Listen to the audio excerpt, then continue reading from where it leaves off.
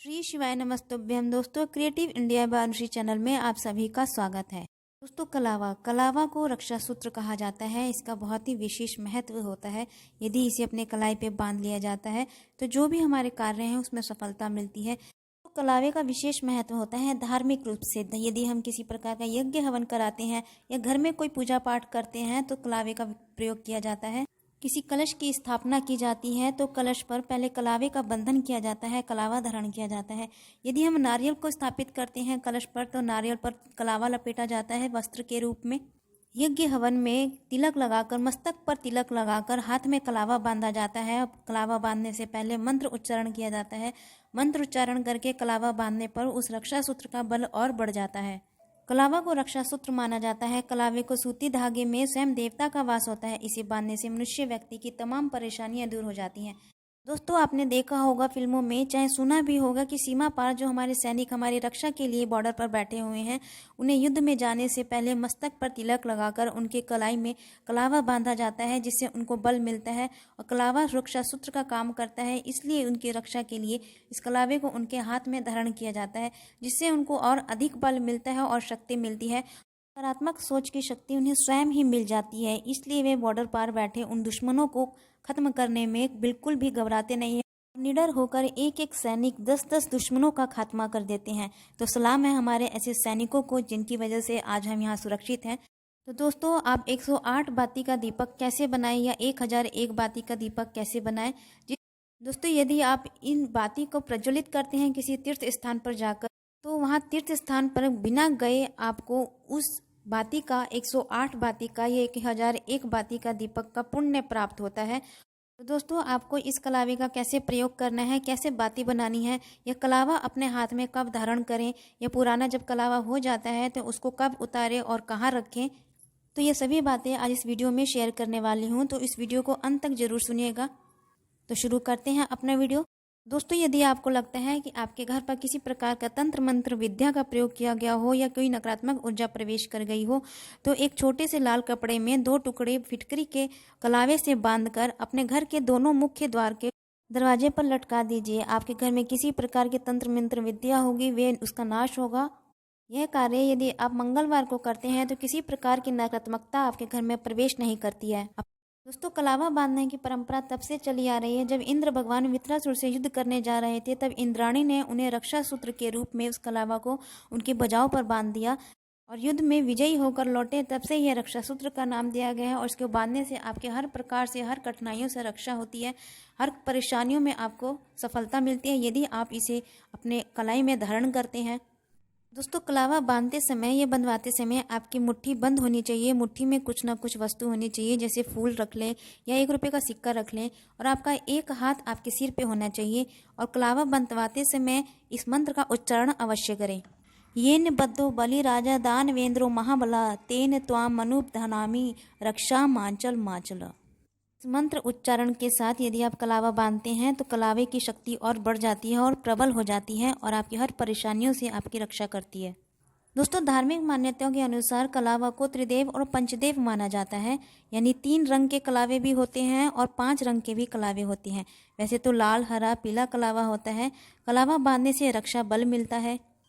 दोस्तों, कलावा आपकी कलाई में 7 बार या 5 बार घुमाकर बांधना चाहिए और पुराना कलावा आपको मंगलवार या शनिवार को उतार कर रख देना चाहिए और उसी समय नया कलावा धारण करें। कलावे को आप किसी भी गंदे स्थान पर ऐसे ना फेंकें।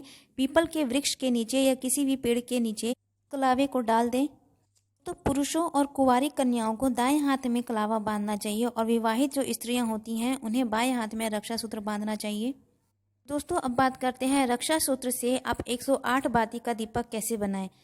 अब इस बाती के दीपक को मंगलवार के दिन, 108 बाती के दीपक को मंगलवार के दिन हनुमान मंदिर में हनुमान चालीसा पढ़कर दीप को शुद्ध घी में भगवान हनुमान जी की प्रतिमा के सामने प्रज्वलित करते हैं तो आपकी समस्त कामनाएं पूर्ण होती हैं। किसी भी विशेष कामना के साथ आप इस दीपक को प्रज्वलित करते हैं तो आपकी जो भी मनोकामना है वो शीघ्र ही अतिशीघ्र पूर्ण होती हैं और उतना ही आपको पुण्य की प्राप्ति होती है। तो दोस्तों, 108 बाती का दीपक आपको बनाना कैसे है। दोस्तों, दुकान से एक नया कलावा लेकर आइए। उस कलावे के जितने भी सूत होते हैं उसको गिन लीजिए। 7 सूत का भी कलावा आता है, 10 सूत का भी कलावा आता है। लेने से पहले आप ये अवश्य देखें कि कितने सूत वाला वो कलावा है। यदि 10 सूत वाला कलावा है तो उसे 10 बार 1-1 इंच की लंबाई तक काट लीजिए। 10 बार काटने के बाद वह धागा 100 धागे हो जाएंगे, 100 धागे की संख्या हो जाएगी। 1 इंच का धागा हम और काटेंगे। अब उस धागे में से आप 8 धागे अलग कर लीजिए। अब उन धागों को अच्छे से गिनकर 108 धागे कर लीजिए। दोस्तों अब 108 बाती को गिनकर आपने अलग कर लिया है। अब 108 बाती में से एक धागा अलग कीजिए और 107 धागा को अलग कीजिए। तो 7 धागे को इकट्ठा कर कर वो जो आपने एक धागा अलग किया है उस धागे से उसे बांध लीजिए। इसे दिए में कैसे लगाना है, दिए में शुद्ध घी भरिए, उस बाती को उसमें फैला कर रख दीजिए, नीचे से फैला कर रख दीजिए और ऊपर से एक बाती का जैसे कोना सा बनाते हैं उस तरीके से बना लीजिए। इस प्रकार बाती बनाते हुए हनुमान जी के मंदिर में शाम के समय 7 बार हनुमान चालीसा पढ़कर इस बाती को यदि आप प्रज्वलित करते हैं अपनी किसी भी विशेष कामना के लिए, तो जो भी आपकी कामना है वो अवश्य पूर्ण होती है और शुभ पुण्य प्राप्त होता है। जितनी भी संख्या का आपने दीपक जलाया है उतना ही आपको पुण्य फल की प्राप्ति होती है और आपकी कामना जो भी है वो अवश्य पूर्ण होती है। दोस्तों यदि आप किसी भी विशेष कामना के लिए आप स्वयं ही बाती का निर्माण करते हैं और किसी भी देवी देवता के सम्मुख प्रज्वलित करते हैं तो आपकी जो भी कामना है उसके पूर्ण होने के बहुत ही शीघ्र और शुभ योग बनते हैं। तो दोस्तों इसी प्रकार आप 1001 की संख्या में या 1.25 लाख की संख्या में बाती का निर्माण कर कर किसी भी तीर्थ स्थान पर प्रज्वलित करते हैं तो उस तीर्थ स्थान का उतना ही गुना पुण्य फल की प्राप्ति होती है। यदि आप एक बार गए हैं, एक बार जलाकर आ गए हैं और कई बार नहीं जा पाते हैं, नहीं जा पा रहे हैं, तो भी आपको उस तीर्थ स्थान का पुण्य फल उतना ही प्राप्त होगा जितनी बातें आप वहाँ प्रज्वलित कर कर आए हैं। तो दोस्तों कलावे से इस बाती का निर्माण आप अवश्य करें, आपकी जो भी कामनाएं होंगी वे अवश्य पूर्ण होंगी और यदि आप स्वयं ही करते हैं तो बहुत ही शीघ्र शुभ योग बनते हैं आपकी सभी कामनाओं की पूर्ति का। दोस्तों ये किसी भी प्रकार की मिथ्या नहीं है, इसे आजमाया गया है, इसे किया गया है। तो जब आप 108 बाती का दीपक प्रज्वलित करेंगे तो आप स्वयं ही देखेंगे कि उसकी लौ में तरह तरह की आकृतियाँ उभरती हैं, तरह तरह की आकृतियाँ बनकर दिखती हैं जो कि स्वयं देवी देवता का आभास कराती हैं। इस तरह की आकृतियाँ यदि आपके लौ में दिखती हैं तो मान लीजिए आपकी मनोकामना भगवान ने स्वीकार कर ली है और शीघ्र अतिशीघ्र आपकी मनोकामना पूर्ण होने वाली है। इस कार्य को आपको सच्चे मन से करना है, दृढ़ विश्वास से करना है। बिना दृढ़ विश्वास किए, संकल्प लिए आप कोई भी कार्य करते हैं उसमें सफलता प्राप्त नहीं होती है।